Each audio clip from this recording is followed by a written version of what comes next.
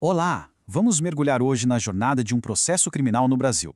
Sabe, desde o momento em que um crime acontece até a sentença final, existe um caminho cheio de etapas, e entender esse passo a passo é, sem dúvida, um diferencial para se dar bem em qualquer prova, especialmente nas da FGV. Então, a grande questão é essa, né? Como que um fato, um crime, se transforma num processo na justiça? Bom, existe toda uma lógica, uma ordem cronológica que a gente precisa seguir. E é exatamente isso que vamos fazer agora, seguir essa trilha do começo ao fim. E tudo começa aqui, com a primeira faísca, a investigação. Geralmente, ela acontece por meio do inquérito policial.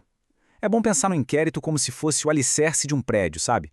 É um procedimento mais administrativo que vai juntar as primeiras peças do quebra-cabeça para entender o que aconteceu e quem são os possíveis envolvidos. E logo de cara, a gente já tem uma inovação super importante e que, olha, adora cair em concurso. A divisão de papéis dos juízes. De um lado, a gente tem o juiz das garantias. Ele é como um guardião, um fiscal da legalidade durante a investigação, garantindo os direitos do investigado. O trabalho dele vai até o recebimento da denúncia. A partir daí, a bola passa para outro juiz, o juiz da instrução, que vai tocar o processo até a decisão final. O tempo, claro, é um fator super importante na investigação, e os prazos mostram bem isso.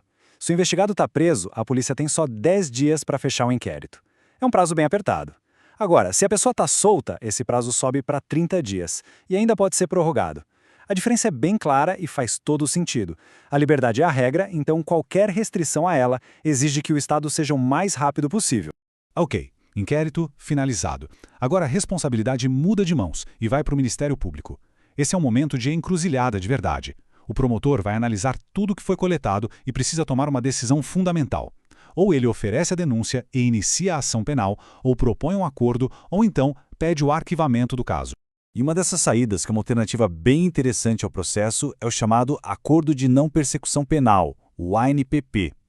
Mas para ele rolar, 3 requisitos são obrigatórios. Primeiro, a confissão formal do investigado. Segundo, o crime não pode ter sido cometido com violência ou grave ameaça. E terceiro, a pena mínima para esse crime tem que ser menor que 4 anos. Ou seja, é um benefício focado em crimes menos graves. Mas e se o Ministério Público decidir denunciar? Bom, aí não tem mais volta. Começa a valer um princípio importantíssimo, o da indisponibilidade da ação penal. É como se, uma vez que o promotor deu o pontapé inicial no jogo, ele não pudesse mais pedir para sair. A máquina da justiça começou a girar e agora vai ter que ir até o fim. Agora, vamos mudar um pouco o foco para um dos assuntos mais delicados e que sempre aparece em questões práticas de prova, a prisão. A liberdade de alguém pode ser limitada mesmo antes de uma condenação. E é por isso que as regras aqui são extremamente rígidas. Pensa na audiência de custódia como se fosse um checkpoint da justiça que tem que acontecer em até 24 horas depois de uma prisão em flagrante. O foco aqui não é discutir se a pessoa cometeu o crime ou não, mas sim se a prisão foi legal. E o juiz basicamente tem 3 opções: relaxar a prisão, se ela foi ilegal, converter em prisão preventiva se for muito necessário, ou conceder a liberdade provisória. 90. É bom guardar esse número. A prisão preventiva não é para sempre, não é um cheque em branco.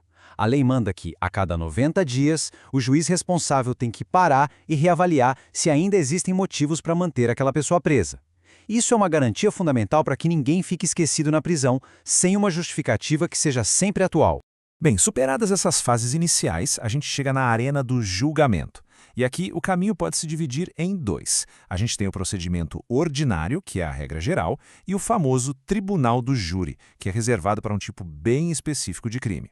O caminho mais comum, então, é o procedimento ordinário. Ele vale para a maioria dos crimes mais graves, aqueles com pena máxima de 4 anos ou mais.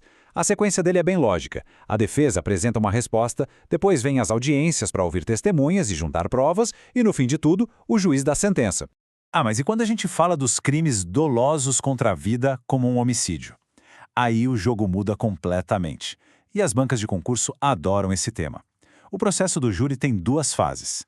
Na primeira, um juiz togado, um juiz profissional, vai analisar se tem prova suficiente para levar o caso adiante. A grande pergunta nessa fase é: esse réu vai ou não vai ser julgado por um júri popular? O primeiro resultado possível dessa análise é a pronúncia. Acontece quando o juiz se convence de que o crime existiu e que há indícios suficientes de quem foi o autor. É basicamente o sinal verde. A palavra final sobre a culpa não vai ser dele, e sim do conselho de sentença, lá na segunda fase. O caso vai a júri. A segunda opção é a impronúncia. Aqui o juiz acha que as provas são fracas demais, insuficientes para levar alguém a um julgamento tão sério quanto o júri. Então, o processo fica meio que paralisado. Mas atenção, se no futuro aparecerem novas provas, o caso pode ser reaberto. Tem também a absolvição sumária. Esse aqui é o melhor dos mundos para a defesa. É quando o juiz tem tanta certeza de que o réu é inocente ou de que o fato nem foi crime, que ele já absolve a pessoa ali mesmo, sem nem precisar de júri. O processo acaba de vez. E por último, pode acontecer a desclassificação. O juiz pode concluir que sim, um crime ocorreu, mas que não foi um crime doloso contra a vida. Pensa, por exemplo, numa lesão corporal que acabou resultando em morte, mas sem a intenção de matar. Nesse caso, a competência deixa de ser do júri e o processo é enviado para um juiz comum julgar. E assim a gente chega na reta final da nossa jornada. Depois do veredito, seja ele qual for, o nosso sistema ainda guarda uma última e poderosa salvaguarda. Um mecanismo que é a proteção máxima da liberdade contra qualquer tipo de ilegalidade. E essa proteção tem nome e sobrenome: habeas corpus. É uma ferramenta constitucional poderosíssima. É como se fosse uma chave mestra, capaz de abrir as portas da prisão sempre que a liberdade de alguém estiver ameaçada ou tiver sido retirada de um jeito ilegal ou com abuso de poder. E o que faz o habeas corpus ser tão incrível é o acesso a ele. É super democrático. Qualquer pessoa pode entrar com um habeas corpus para si mesma ou para ajudar outra pessoa. Não precisa de advogado e é totalmente de graça.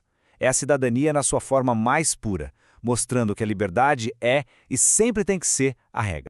E com isso a gente encerra esse percurso. Fica aqui uma reflexão final, desse balanço tão delicado entre a velocidade que a gente espera da justiça e a garantia de todos os direitos do acusado, o que é mais crucial. Encontrar esse ponto de equilíbrio é, talvez, o maior desafio do direito processual penal.